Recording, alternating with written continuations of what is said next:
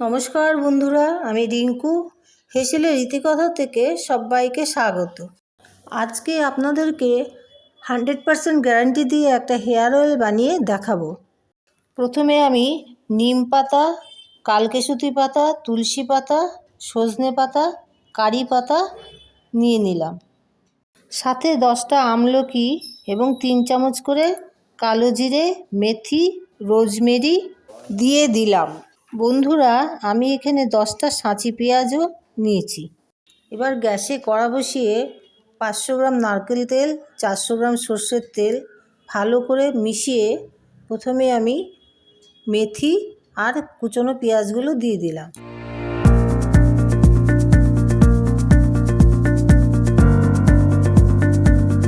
এরপর বাকি উপকরণগুলো দিয়ে 2 টুকরো দারচিনি আর 20-25টা লবঙ্গ দিয়ে ভালো করে আবার মিশিয়ে নিলাম।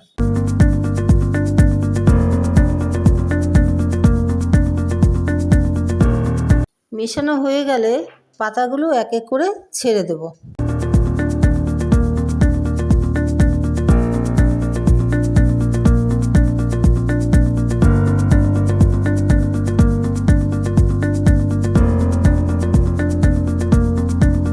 এরপর 10টা আমলকি কুচিয়ে দিয়ে ভালো করে নাড়াচাড়া করতে থাকব। বন্ধুরা, তেলটা যখন জাল হয়ে আসবে তখন দেখবেন ঘন ঘন বলক উঠছে। বন্ধুরা, এই তেলটা বানানোর জন্য আমার 1 ঘন্টা সময় লেগেছে। তার মধ্যে 40 মিনিট আমি লো ফ্লেমে তেলটাকে জ্বালিয়ে নিয়েছি। এখানে আমি 900 গ্রাম তেলটাকে জাল করে 750 গ্রামে এনেছি। দেখুন বন্ধুরা, তেলটা আমার রেডি হয়ে গেছে। এই অবস্থায় আমি একদিন রেখে দেব।